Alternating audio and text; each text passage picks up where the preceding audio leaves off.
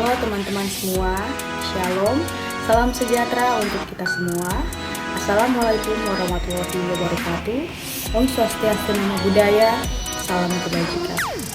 Perkenalkan, nama saya Bernadetta Aprilianti, mahasiswa aktif Universitas Pembangunan Indonesia Manado, Fakultas Keperawatan, Program Studi S1 Ilmu Keperawatan dengan NIM 2214-2010-29. Tujuan pembuatan video ini adalah untuk memenuhi proyek ujian akhir semester dengan mata kuliah Komunikasi dalam Keperawatan dengan dosen pengampu Nurse Joshua Kaligis Escape MTes.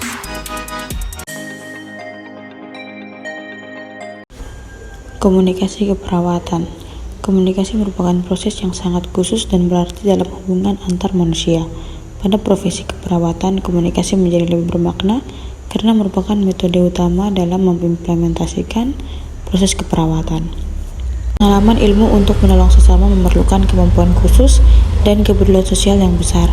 Untuk itu, perawat memerlukan kemampuan khusus dan kepedulian sosial yang mencakup keterampilan intelektual, teknikal, dan interpersonal yang tercermin dalam perilaku caring atau kasih sayang atau cinta dalam berkomunikasi dengan orang lain.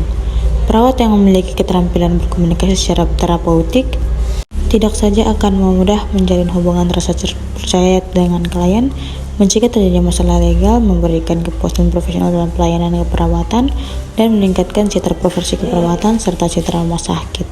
Tetapi yang paling penting adalah mengamalkan ilmunya untuk memberikan pertolongan. Pengertian dan jenis komunikasi. Komunikasi merupakan proses kompleks yang melibatkan perilaku dan memungkinkan individu untuk berhubungan dengan orang lain dan dunia sekitarnya. Menurut Potter dan Perry, komunikasi terjadi pada 3 tingkatan, yaitu intrapersonal, interpersonal, dan publik. Makalah ini difokuskan pada komunikasi interpersonal yang terapeutik. Komunikasi interpersonal adalah interaksi yang terjadi antara sedikitnya 2 orang atau dalam kelompok kecil, terutama dalam keperawatan. Komunikasi interpersonal yang sehat memungkinkan penyelesaian berbagai ide, pengambilan keputusan, dan pertumbuhan personal. Menurut Potter dan Perry, ada 3 jenis komunikasi, yaitu verbal, tertulis, dan nonverbal yang dimanifestasi secara terapeutik. Komunikasi verbal. Jenis komunikasi yang paling lazim digunakan adalah pelayanan keperawatan di rumah sakit adalah pertukaran informasi secara verbal, terutama pembicara dengan tatap muka. Komunikasi verbal biasanya lebih akurat dan tepat waktu. Kata-kata adalah alat atau simbol yang dipakai untuk mengekspresikan ide atau perasaan, membangkitkan respon emosional, atau menguraikan objek, observasi, dan ingatan. Sering juga untuk menyampaikan arti yang tersembunyi dan menguji minat seseorang. Keuntungan komunikasi verbal dalam tatap muka yaitu memungkinkan tiap individu untuk berespon secara langsung. Verbal yang efektif harus 1. Jelas dan ringkas, 2. Perbedarahan kata, 3. Arti denotatif dan konotatif, 4. Celaan dan kesempatan berbicara, 5. Waktu dan relevansi, 6. Humor. Komunikasi nonverbal.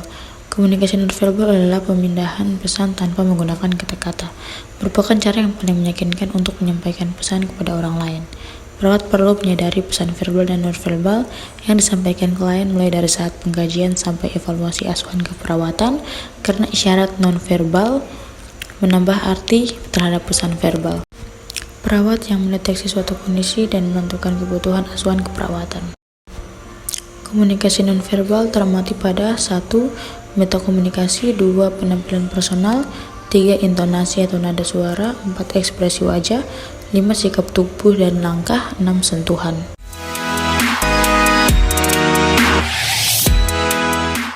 Universitas Pembangunan Indonesia Manado memiliki 6 fakultas dengan 8 program studi. Salah satu fakultas terfavorit yang ada di Universitas Pembangunan Indonesia Manado adalah Fakultas Keperawatan. Dan saya mengajak kepada teman-teman atau adik-adik sekalian, mari bergabung bersama kami di Fakultas Keperawatan Universitas Pembangunan Indonesia Manado.